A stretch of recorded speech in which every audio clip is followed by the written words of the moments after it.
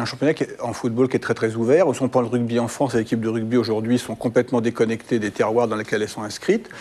En même temps, on voit bien que la question, c'est pas tant celle, est-ce que les joueurs de ces équipes ont l'air de, enfin, ceux ont l'identité de Mont-de-Marsan ou l'identité de Chelsea, etc. C'est en fait, et pour une Coupe du Monde, c'est ça, c'est moins les joueurs que le public. Ouais. C'est-à-dire que la question nationale, c'est moins celle des joueurs, la limite, les joueurs, on ne sait pas trop. Par contre, oui, du côté du public, il y a une attente en termes de représentation d'identité nationale. Parce que la mondialisation, je veux dire, elle a une de ses conséquences, c'est entre autres que ça a tendance à réactiver en quelque sorte la question de l'identité collective spécifique. Alors c'est vrai qu'en France, nous on réagit en français, mais si vous êtes dans d'autres pays d'Europe, on réagira en termes plus ethniques que national. Hein. Donc ce qui fait que ces questions de collectif vont avoir des dimensions qui vont être différentes selon les différents pays. Ça c'est un premier point. Le deuxième point, ça concerne, vous savez, pour revenir un peu à ces questions, la cité, et puis les cités, comme on dit, les quartiers. La relation me semble-t-il, que les jeunes ont avec le sport, la pratique sportive, effectivement, elle va d'un côté aller du côté des grandes stars médiatiques parce que c'est connu, mais en même temps, dans le cheminement, et c'est pour ça que c'est très important qu'il y ait du sport dans les quartiers, quelles que soient les formes que ça prenne, quels que soient les sports, c'est le concret des relations sociales telles qu'elles sont engagées par l'existence de quelqu'un qui, en tant qu'entraîneur, en tant qu'animateur d'une structure, etc., propose, donne à des jeunes l'occasion de faire quelque chose, leur ouvre l'espace, ou simplement leur donne ce qu'ils ont envie. Ils veulent jouer au foot, ils jouent au foot, mais ils le font dans tel cadre. Si c'est un autre sport, il leur fait découvrir. Et ça, c'est quelque chose qui se joue à deux niveaux. Enfin, moi, je pense qu'il ne faut pas faire ce mauvais cadeau aux jeunes de considérer qu'ils sont strictement omnubilés par le petit écran. La relation concrète de terrain est absolument fondamentale. Et véhicule donc les valeurs. Les valeurs. Le lien social. L'exemplarité, elle est aussi sur le terrain, plus que sur le... Youssef Fattès. Oui, moi je pense que cette question de la formation, hein, je vais utiliser le terme, à la citoyenneté, à l'intégration, à la socialisation, elle ne se trouve pas uniquement au niveau, je dirais, du mouvement sportif national. Elle est surtout dans le système éducatif. Parce que parallèlement, entre guillemets, aux formateurs, aux enseignants qui sont les hussards de la République, qui inculquent les valeurs de la République, nous avons le professeur d'éducation physique et sportive. Et c'est c'est dans le secteur éducationnel, à l'école, de l'école jusqu'à l'université, que nous formons, on va dire, par le biais des activités physiques et sportives, le citoyen de demain.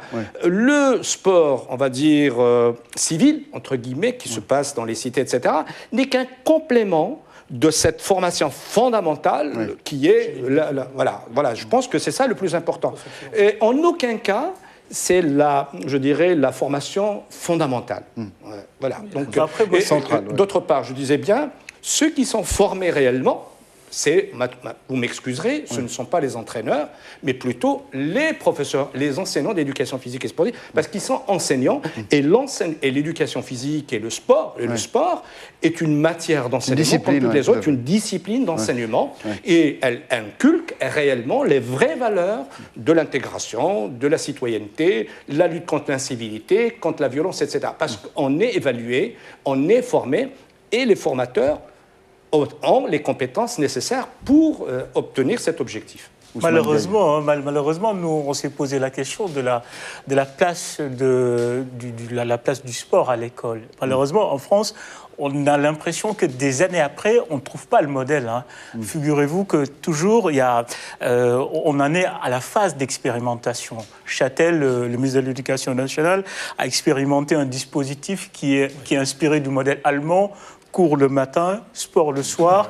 On l'a expérimenté dans un lycée de Meaux. L'expérimentation n'a pas été évaluée, comme le montre l'enquête de notre journaliste. Et paradoxalement, ce système a été élargi. On ne sait sur quels critères, sur quelle base, comment on a choisi les écoles, etc., sans savoir l'impact réel de l'expérimentation sur les classes choisies. il y a un vrai problème de choix politique sur le sport à l'école en France. On n'a pas de modèle. Autant aux États-Unis, vous allez, il y a un parti pris, il y a un modèle, il y a une place, il y a un machin. Donc il a raison. C'est compliqué dans ce cadre-là de vouloir un peu rattraper le coup avec le travail fait par des associations. D'ailleurs, l'école est un peu la base et la matrice. Oui, c'est clair. Oui, Youssef. Par rapport à ça, je pense que je nuancerai un petit peu le propos qui vient d'être tenu pour dire que le sport existe à l'école.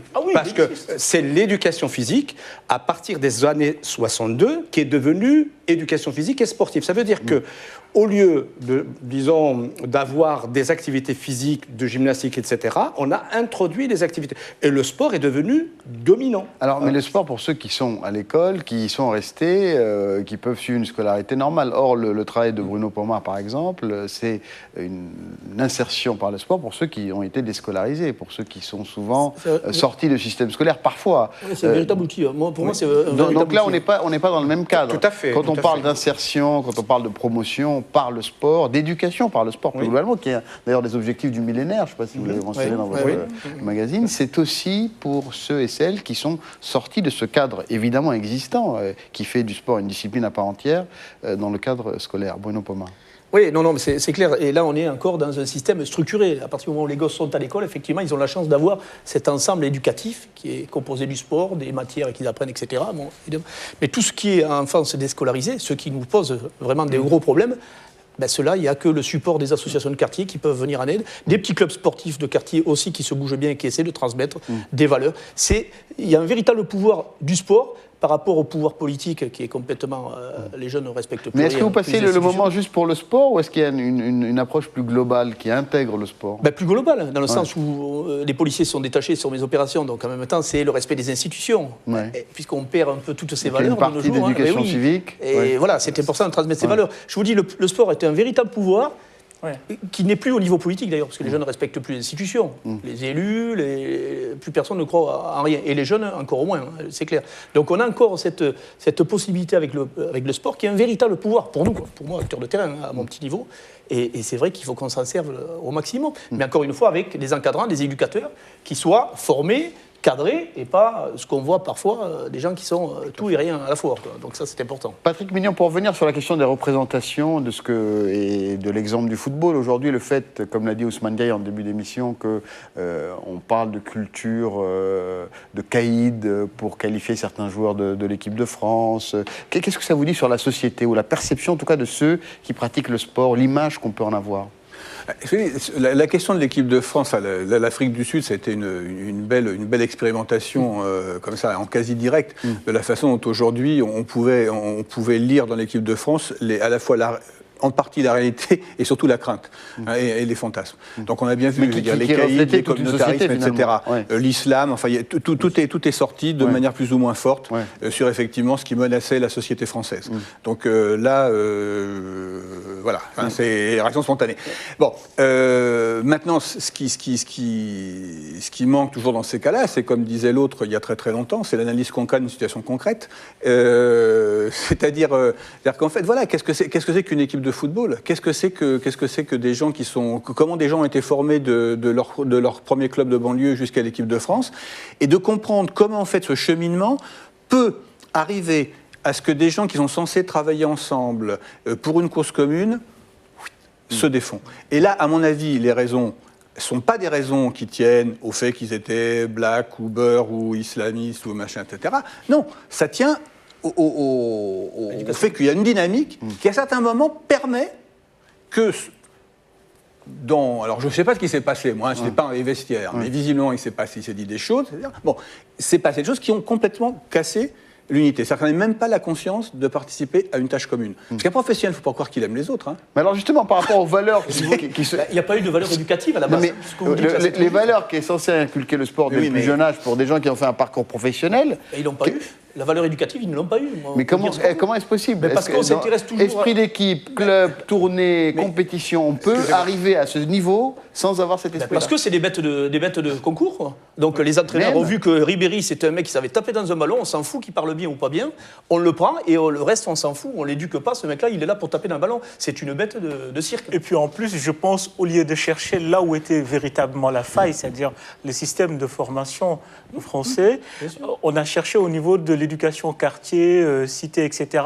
Quand vous prenez le cas de Nicolas Anelka, est-ce qu'on peut dire qu'il est le produit d'une éducation de cité, étant donné que la plupart vont à l'INF, Clairefontaine, l'Institut national du football, à 13-14 ans? C'est-à-dire l'État, le système les prend en charge. Le système les prend en charge dès 13 ans. Donc, s'il y a faillite éducative, c'est la faillite éducative du modèle français, du système français de production. Mais en même temps, les joueurs des générations précédentes sont aussi passés par ce parcours que vous décrivez, Ousmane Ndiaye. C'est pas les mêmes générations. C'est une génération, éducation, système.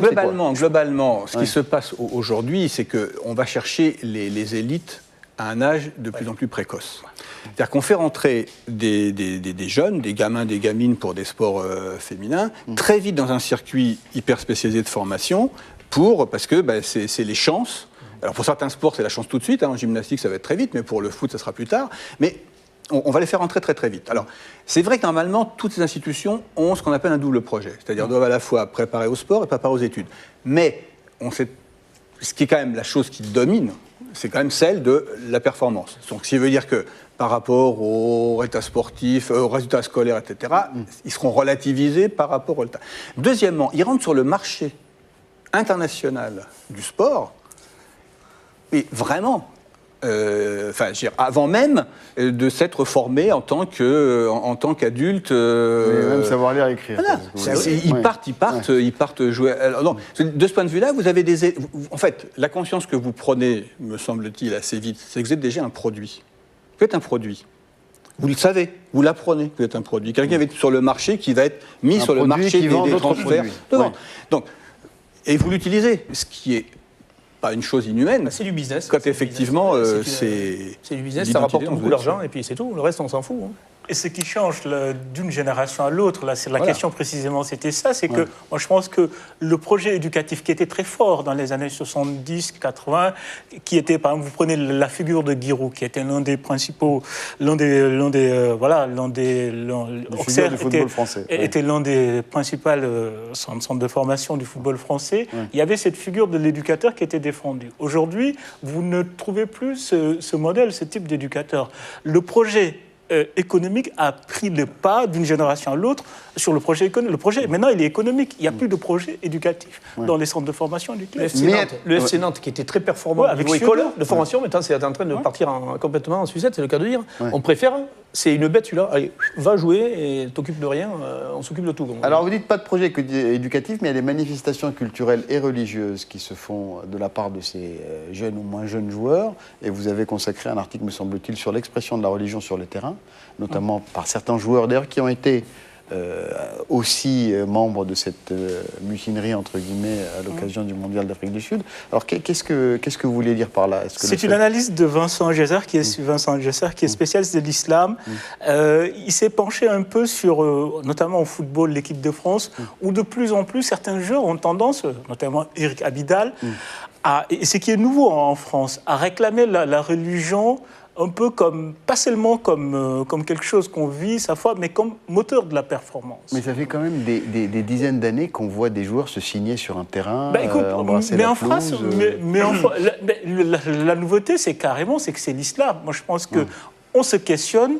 Ça suscite de vives réactions. Il y a autant de tensions parce que c'est l'islam. Quand vous prenez le cas des joueurs brésiliens, oui, évidemment, la culture du football a toujours été liée à la culture religieuse, au cas du Brésil, aux États-Unis, etc.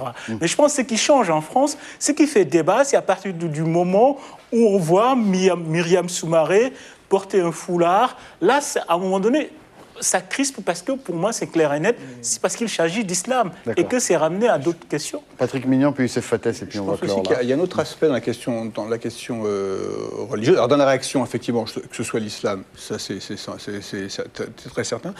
Dans la question religieuse, il y a un autre aspect qui est valable aussi bien pour les évangélistes, les catholiques que pour les musulmans, c'est que le recours à la religion, souvent par rapport à cette transformation des sportifs en produits sur le marché, une des manières finalement de redonner une sorte de sens à leur existence en tant qu'individu, justement dans cet univers, c'est de nouer, de renouer, dans certains cas ça va être renouer, d'autres ça va être d'inventer, d'utiliser les circonstances pour, à travers la religion, finalement, peut-être se donner une conduite de vie que le système sportif éducatif n'a pas donné, que les circonstances qui vous envoient à droite et à gauche vous ont pas donné, bien sûr, et que là c'est une manière de restabiliser en quelque sorte cette existence autour de quelques principes d'une religion, des principes justement un petit peu stricts, si on veut, de conduite de vie, d'attitude, etc. Ou de se donner bonne conscience.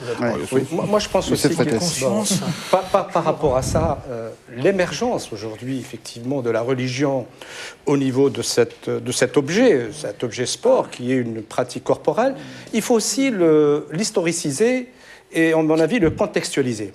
Aujourd'hui, si on parle d'islam, effectivement, parce qu'au niveau mondial, il pose problème.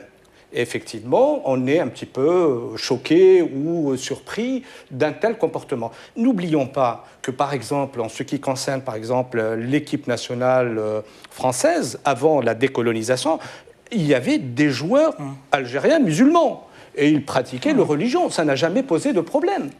Et moi, je connais le cas, bien sûr, des Algériens, mais il y avait des Africains, il y avait des Marocains, Bembaré, etc., bon, sauf pour l'athlétisme, où nous avons Mimoun qui a changé totalement, est devenu, effectivement, embrasser la carrière, carrière d'athlète et en même temps catholique, il le proclame. Mais sinon, les autres, ils ont comme Mekloufi, etc., ils ont été des musulmans. Mais aujourd'hui, effectivement, le problème de l'islam se pose. Y compris dans le sport. Y compris dans le sport, tout simplement. Donc, il n'y a pas lieu, à mon avis, de trouver... Il faut qu'on